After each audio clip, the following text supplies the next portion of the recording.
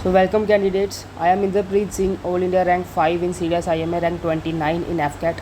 Welcomes you to our YouTube channel We Together. So इस series के अंदर हम CDS 1 2024 के मैथ्स के सोल्यूशन कर रहे हैं. जिन्होंने पहले 2 पार्ट नहीं देखे वो देख सकते हैं. This is the part 3. इसमें भी हम 3-4 क्वेश्चन सोल्व करेंगे. So let's start with this question. इस क्वेश्चन में ये कह रहे हैं कि हमारे पास 2 आइडेंटिकल रेक्टेंगल्स हैं ABCD BEDF, जिसमें AB 1 है एंड BC 2 है. AB हमारे पास 1 है एंड BC हमारे पास 2 है. तो मैं कह सकता हूँ एक रेक्टेंगल का एरिया 2 है और दोनों का मिला के कितना हो जाएगा 4. इन केस ये डाटा कहीं यूज़ पड़ेगा तो हम साइड, इसलिए मैंने साइड पे लिख के रख लिया है इसे. सो अभी हम क्या करेंगे, देखो ये आइडेंटिकल रेक्टेंगल्स हैं. सो जिस हिसाब से कट हुआ है तो ये भी x, ये x, ये भी x और ये x होगा. अगर ये वाली साइड x है तो ये जो नीचे बच रही है ये हमारी 2 माइनस x होगी. ठीक है. अभी इस रेक्टेंगल में, इस ट्रायंगल में पाइथागोरस थ्योरम लगाएंगे तो हमारे पास x की वैल्यू आ जाएगी. देखो हाइपोटेन्यूज का square is equals to this side का स्क्वायर प्लस दिस साइड का स्क्वायर. इससे ये कट गया. 4x को इस तरफ ले आए, यहाँ बचा 5. x की वैल्यू आ गई आपकी 5/4. x की वैल्यू अगर 5/4 है तो इस साइड की वैल्यू आ जाएगी 2 माइनस 5/4, तो ये बच जाएगी 3/4. ओके. अभी देखो, अगर एक ट्रायंगल हम इसे माने, एक ट्रायंगल हम इसे माने, इन 2 ट्रायंगल का एरिया निकाल के इस रेक्टेंगल के एरिया में से माइनस कर दें तो हमारे पास ओवरलैपिंग का एरिया आ जाएगा. सो रेक्टेंगल का एरिया हमें कह रहा है कि वो 2 है. इसमें से हमने 2 ट्रायंगल का एरिया माइनस करना है, जिसका हम एरिया निकालेंगे half base into height. Height क्या है 3/4. ये 2 से 2 कट गया, ये 2 माइनस 3/4. 4 2 ज़ा 8 माइनस 3 5/4. तो ये हमारा एरिया आ गया ओवरलैपिंग रीजन का 5/4. अभी हमें निकालना है एरिया ऑफ नॉन ओवरलैपिंग. सो ये एक ट्रायंगल, 2 ट्रायंगल, ये तीसरा ट्रायंगल, ये चौथा ट्रायंगल, यही तो है नॉन ओवरलैपिंग. मतलब हमने जो एरिया का ट्रायंगल निकाला है पहले, कौन सा निकाला है, ये जो हमारा एरिया का ट्रायंगल है, ट्रायंगल का एरिया है, सॉरी, इसको हम 4 गुना कर देंगे. मतलब 4 गुना कर देंगे हम ट्रायंगल का एरिया. ट्रायंगल का एरिया क्या है, हाफ बेस 1 हाइट 3/4. ये 4 से 4 कट गया और हमारा आंसर आ गया 3/2. ये 3/2. ठीक है. इस तरह से नॉर्मल क्वेश्चन था, इजीली सॉल्व होने वाला. उसके बाद ये एक नॉर्मल DI टाइप क्वेश्चन है. ठीक है. अभी इसे सोल्व करते हैं. ये देखो, इसमें सबसे पहले थोड़ा रीड कर लेते हैं. इसमें एक पाई चार्ट ये गिवन है कि ये गिवन है. उसमें बोल रहा है कि PQRS are different states and S is the combined from the other states. PQRS कुछ स्टेट है और S क्या है, कॉम्बिनेशंस ऑफ स्टेट्स है. एंड पाई चार्ट 2 हमें कह रहा है ABCD, जिसमें वो जिस एज ग्रुप के बंदे माइग्रेट हुए हैं उस एज ग्रुप को रिप्रेजेंट कर रहा है. देखो, उस पहला क्वेश्चन थोड़ा लैंग्वेज समझनी है इस क्वेश्चन की. If the people coming from a particular state belongs to S are 15% and this in numbers. So what is the total number of migrating people belonging to age group B? अब देखो, उसने मान लो जो total बंदे migrate हुए हैं वो T हैं, T for टोटल. ठीक है. तो S में से कितने हुए होंगे, 20%, मतलब 1/5 ऑफ T. 20% ऐसे होगा ना, 20/100 इज इक्वल टू 1/5. तो डायरेक्टली 1/5 लिख दिया, 1/5 ऑफ T. सो 1/5 इसका निकालेंगे, मतलब जो 15% हैं, 15% of what, 15% of those belongs to S. और S को बिलोंग कितने कर रहे हैं, T/5. मतलब 15% of T/5 is equals to 24,000. यही है इस पहली स्टेटमेंट का मतलब कि कुछ बंदे जो पर्टिकुलर स्टेट, किसी स्टेट, मान लो XYZ कोई भी स्टेट है, वहाँ से आ रहे हैं, बिलोंग कर रहे हैं एस को. कितना बिलोंग कर रहे हैं, 15%. और वो 15% है कितना, 24,000। तो हमने सबसे पहले माना कि हमारे टोटल कितने होंगे, टी फॉर टोटल, और टोटल में से एस में कितने होंगे 20%, 20% का मतलब 1/5, तो मतलब t/5 हमारे एस में होंगे। एस में भी उस पर्टिकुलर स्टेट के कितने हैं 15%, क्योंकि एस क्या है हमारा कॉम्बिनेशन ऑफ स्टेट्स, क्वेश्चन में दिया है एस क्या है कॉम्बिनेशन ऑफ अदर स्टेट्स। इसको अभी सोल्व करके हम हमारे टी की वैल्यू निकालेंगे। 15 से इसे डिवाइड करते हैं, सॉरी यहाँ से 5 से 3 टाइम्स, यहाँ से 3 से 8 टाइम्स एंड दिस, तो हमारा टोटल कितना आ गया 8 लाख। ये 1 2 3 4 5 टोटल हमारे कितने आ गए 8 लाख। इस डाटा को संभाल के रखना, अगले क्वेश्चंस में काम आएगा। अब उन्होंने पूछा है कि बी एज ग्रुप के कितने आए हैं, तो बी एज ग्रुप कितने हैं 15%। तो अब हम इस 8 लाख का निकाल देंगे 15%। 15% मतलब 3/20 ऑफ 8 लाख।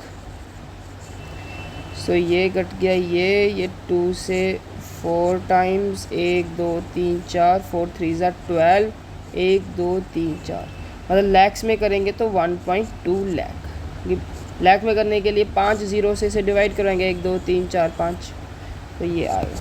ठीक है, अब इन्होंने पूछा है what is the maximum difference between the number of people coming from different groups P Q R S.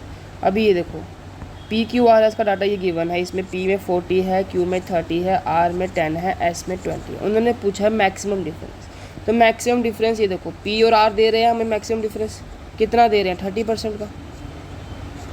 बस हमें 30% ऑफ टोटल निकालना है, इजी। 30% ऑफ टोटल कितना है हमारा 8 लाख। तो 8 3 ज़ा 24, मतलब 2.4 लाख आएगा इसका आंसर। तो आ गया हमारा, इजी। सो ये last, what is the difference between the number of people coming from R having age group A and coming from Q having age group D. सबसे पहले आर का निकालो, आर कितना है हमारा 10%, 8 लाख का 10% कितना होगा 80,000, ओरली सोल्व। फिर उसमें भी एज ग्रुप ए, एज ग्रुप कितना ए का 50%, मतलब इसका आधा कर देंगे 50%, मतलब हाफ, तो ये 40,000 हो गया। पहली स्टेटमेंट हमारी सोल्व होगी, हाफ हमने ओरली सोल्व कर ली, हाफ हमने इस तरह से। And those coming from Q having age group D, Q में कितना है 30%, तो 30% हमने अभी तो निकाला था 30%, ये 2.4 लाख, मतलब 2,40,000 है ना। और इसका एज ग्रुप कितना है डी में कितना 20%, 20% की वैल्यू हमने देखी थी कितनी होती है 1/5, तो इसे मल्टीप्लाई करवा देंगे 1/5 से। 5 4 ज़ा 20, 4 कैरी, 5 8 ज़ा 40, 1 2 3, तो 8,000 हमारा डिफरेंस कितना आ गया 8,000 का। So guys, if you like the way I teach mathematics, you can enroll in personal maths guidance, जिसमें बहुत लिमिटेड स्टूडेंट्स होंगे। आपके ऊपर पर्टिकुलरली अटेंशन दी जाएगी, एंड बाकी सब्जेक्ट्स जैसे जीएस, इंग्लिश, इनके लिए भी गाइड किया जाएगा, नोट्स प्रोवाइड करवाए जाएंगे, पूरी हेल्प करी जाएगी। Okay, so if you want to enroll please DM on Telegram. FCAT maths and CDS maths both, और इन मैथ्स के साथ साथ जो बाकी सब्जेक्ट्स हैं, बिकॉज आपको उनके लिए भी प्रॉपर गाइड किया जाएगा कि आप कैसे FCAT में 200+ स्कोर कर सकते हैं, एंड CDS में for IMA 140 to 150। Okay, proper guide किया जाएगा, एंड प्रॉपर नोट्स वगैरह, पूरे डाउट सेशन सब लिए जाएंगे, and it will be limited students batch, so आपको पर्टिकुलरली पर्सनल अटेंशन मिलेगी। सो आगे देखते हैं अभी क्वेश्चंस को। इस क्वेश्चन को देखते हैं। इसमें हमें ये कह रहे हैं कि 2 पैरेलल लाइन सेगमेंट है PQ एंड RS। PQ इन्होंने 5 दे दी है, RS इन्होंने 3 दे दी है, हॉरिजॉन्टल लाइन AB के ऊपर, perpendicular to horizontal line AB, and show in the figure the point PS and QR M is choice, कुछ देना नहीं है हमें लेना है इससे लेंथ ऑफ MN, हमें निकालना है MN। मान लो ये X है, तो नॉर्मल इसका फॉर्मूला लगता है 1/x इज इक्वल्स टू 1/5 + 1/। कोई भी 3 परपेंडिकुलर लाइंस हैं ऐसे करके, मतलब 2 परपेंडिकुलर लाइंस हैं वो इस तरह से ऐसे मिलती हैं, उसके इंटरसेक्शन पॉइंट पर अगर एक और परपेंडिकुलर लाइन ड्रॉ की जाती है और मान लो इनका नाम x y z है, तो 1/z is equals to 1/x plus 1/y कहलाता है। तो ये इसका मेथड है। तो यही हमने यहाँ लगाया है। 1/x इज इक्वल्स टू 5 × 15 और ऊपर आ जाएगा 8। तो x की वैल्यू कितनी आ गई? 15/8। तो ये इसकी आंसर। ठीक है। What is the ratio of the quadrilateral PQNM to the area of quadrilateral RSNM? तो ये क्वाड्रिलेटरल आप देखो तो ये आपको देखते ही पता लगेगा कि ये कह रहे हैं कि मैं ट्रेपीजियम हूँ। दो पैरेलल लाइंस हैं और वो जुड़ रही हैं विद दिस हाइट। मान लो ये H1 है और ये H2 हाइट है, और दूसरा ट्रेपीजियम कौन सा है? ये वाला। ठीक है। और ट्रेपीजियम का एरिया में क्या कहता है? Half sum of parallel side. Sum of parallel sides क्या होंगी? 5 + 15/8 into H1 upon half sum of parallel sides क्या कहेंगी? 3 + 15/8 इंटू H2। ये हाफ से हाफ कट जाएगा, ऊपर आएगा ये यहाँ मल्टीप्लाई होएगा। 8 × 5 = 40 एंड 15 55। ये नीचे यहाँ पे मल्टीप्लाई होगा। 8 × 3 = 24 एंड 15 39। यहाँ आएगा H1 H2। ये जो 8 यहाँ पे ऐसे एलसीएम में आएगा वो 8 हमने काट दिया ओरली। ओके। अभी देखो यहाँ पे हमें H1/H2 निकालने की आवश्यकता नहीं है। अगर आप देखोगे 55 को हम 5 से मल्टीप्लाई करें, 5 × 5 = 25, 5 × 5 = 25, 26 27 275। तो सिर्फ यही ऑप्शन मैच कर रहा है। 39 को आप 3 से मल्टीप्लाई करें तो 9 × 3 = 27, 3 × 3 = 9 10 11 117। आप 55 का और कोई मल्टीपल देख लो, ना वो 250 है, ना वो 212 है, ना वो 200 है, वो सिर्फ 275 है। तो यही आपका आंसर होगा। इन केस आपको अगर H1 और H2 की वैल्यू निकालनी है तो वो कैसे निकलती है? वो इस तरह से निकलती है। हम लेंगे, यहाँ निकालते हैं, हम लेंगे H1/H1 + H2।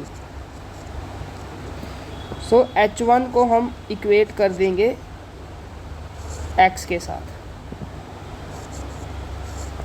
और H2 और H1 + H2 को इक्वेट करेंगे 3 के साथ। ठीक है। इस तरह से चलता है, हम इस तरफ कैसे चलते जाएंगे। फिर यहाँ पे अभी आप पुट करो वैल्यू H1/H1 + H2। x की वैल्यू कितनी है हमारे पास? 15/8,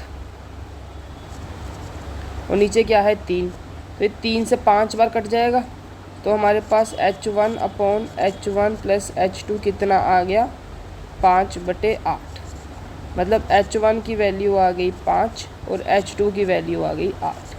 इस तरह से आप वैल्यू भी निकाल सकते हो H1 H2 की। फॉर्मूला यही है, ये लगेगा। अगर इसमें बताऊं, इस क्वेश्चन में, तो मान लो ये H1 है और ये H2 है। जनरलाइज फार्मूला बता रहा हूँ। तो अभी आप H1/H1 + H2 निकालना चाह रहे हो, तो H1 जाएगा इसके पास जो कि Z है, और H1 + H2 जाएगा इसके पास जो कि Y है। फिर आप वैल्यू पुट करके H1 और H2 निकाल सकते हो। हमारा ये क्वेश्चन भी सॉल्व हो गया। अब हम इस क्वेश्चन को करेंगे। ठीक है। इसमें वो बोल रहा है कि ABCD एक सर्कल है with centre O taking OC as diameter. एक और सर्कल हमने बना दिया। A circle is drawn shown in the figure. Let OB क्या है? हमारा 7 है। OB हमारा 7 है, मतलब हमारा बड़े सर्कल का रेडियस 7 है, ये भी 7 है, ये भी 7 है, और ये अगर ये वाला पूरा 7 है ना, तो इस छोटे सर्कल का रेडियस कितना हो जाएगा? 7/2। That's it. अभी क्वेश्चन पूछते हैं क्या कह रहा है।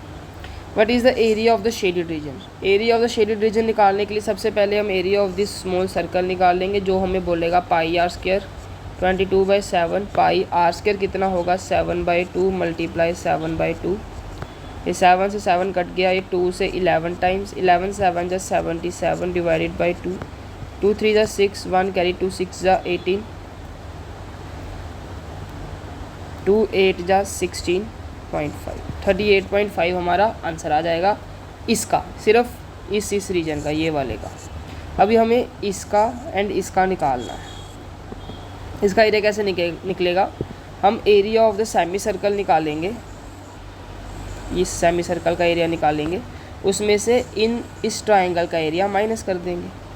Area of the semi circle क्या आएगा हमारा 1/2 पाई r²। r क्या है 7 से कट गया, ये 2 से कट गया, 11 टाइम 11 7 से 77। ये हमारा area of the semi circle आ गया। अब हम निकालेंगे area of the triangle. Area of the triangle ये 90 डिग्री है, सीधा हाफ बेस कितना हो जाएगा 7 + 7 14 इंटू हाइट कितनी हो जाएगी, ये हाइट है 7। सो ये 2 से 7 टाइम 7 7 से 49, ये हमारा आ गया एरिया ऑफ द ट्राइंगल।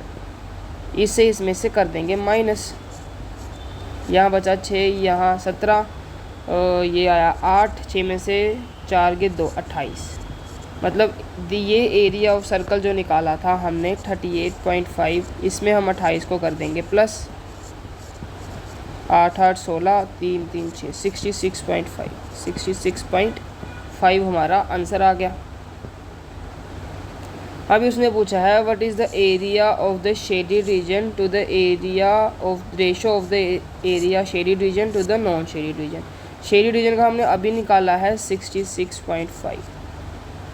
देखो आपको कुछ नहीं करना, आपको सिंपली चेक करना है कि 665 इनमें से किस नंबर से कट रहा है।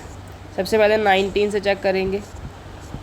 तो 19 3 ज़ा होगा 57, 57 माइनस करेंगे तो 9, 19 5 ज़ा 95।